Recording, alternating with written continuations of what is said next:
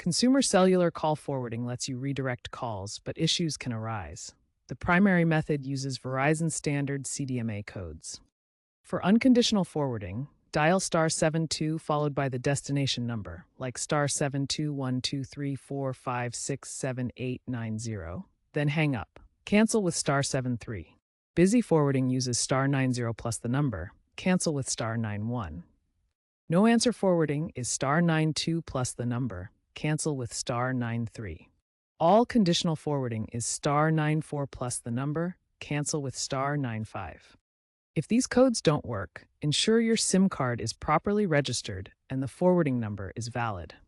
Common problems include SIM card glitches, international roaming conflicts, or conflicts with third-party apps.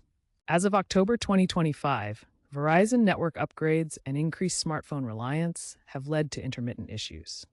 Ensure sufficient prepaid balance, as forwarding may consume airtime. Consumer Cellular's app, updated in Q2 2025, now includes a call forwarding troubleshooter for remote resets. Enabling VoLTE or Voice over LTE in your phone's settings on Android or iOS resolves many forwarding issues, as Verizon's 5G Plus rollout prioritizes VoLTE.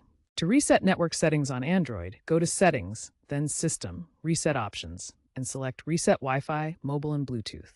On iOS, navigate to Settings, General, transfer or reset iPhone, Reset, and choose Reset Network Settings. A SIM swap can also resolve forwarding failures. After replacing the SIM, dial 228 for network activation, then re-enter the forwarding codes. If traveling internationally, disable international roaming in the app and use Wi-Fi calling instead. Some users on Android devices have reported that resetting the app's cache fixes the issue, which Consumer Cellular has addressed via a June 2025 patch note.